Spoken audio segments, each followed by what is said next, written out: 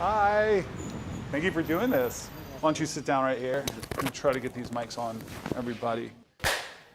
By a show of hands, how many of you have been a target of violence for who you are?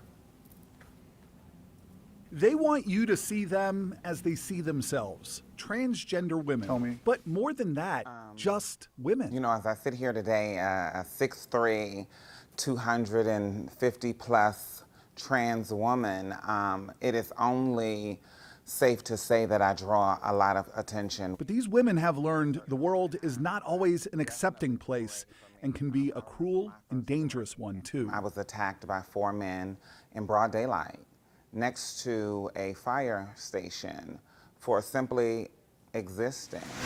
It was the day before Easter, 2017, along Florida Avenue in Northeast. Monroe Poston, first targeted with verbal attacks. That's a man.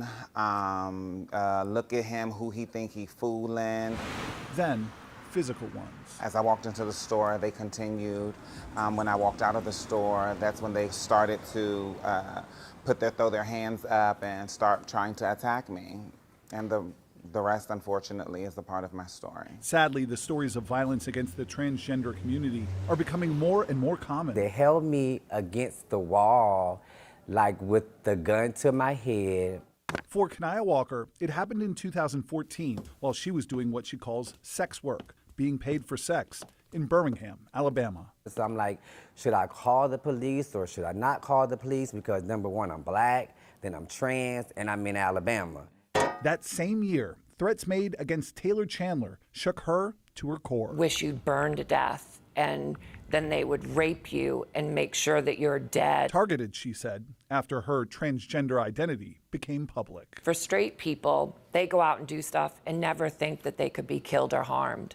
I think when you're LGBTQ and especially trans of color, you're always thinking that you could be murdered. It's not even like there's a fear of it per se, it's just a given, it's gonna happen. And that needs to change. The Human Rights Campaign says last year was the deadliest on record for the transgender community, with at least 47 killed nationwide. And since 2013, HRC says at least 284 transgender people have been murdered across the country, including 3 from our area: Zoe Spears, Ashanti Carmen, and Taya Ashton. Political rhetoric normalizes violence. We saw that on January the 6th. It's the same when it comes to transgender people. Tori Cooper is Director of Community Engagement for HRC's Transgender Justice Initiative. She says the rise in transgender violence is driven in part by a wave of anti-LGBTQ+ legislation and sentiment in conservative-leaning states. HRC reporting last year more than 130 anti-transgender bills were introduced across 8 states, with state legislatures enacting 13 of them. When they are demeaning trans people and our very, very existence, and again, attempting to legislate every single part of our existence, suddenly people who may have thought otherwise, or who may have simply had thoughts but didn't act on them, suddenly they feel empowered to commit crimes against us. HRC also says the epidemic of transgender violence disproportionately targets Black people, with research showing 66% of all transgender murders were Black transgender women. You don't see stories of people that look like me being attacked. And let's be honest, if Caitlyn Jenner was assaulted or attacked, there'd be a task force.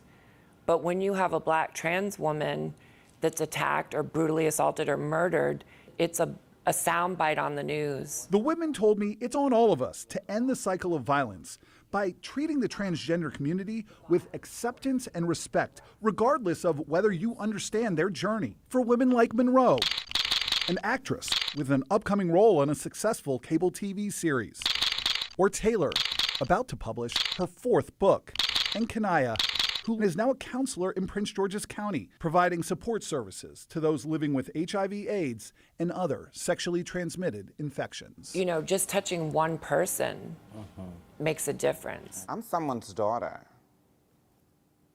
I'm someone's niece. I'm someone's aunt. If you have someone in your life that you love extremely dearly to your heart right now, decided that they wanted to be someone else because that is authentically who they are, would the love change?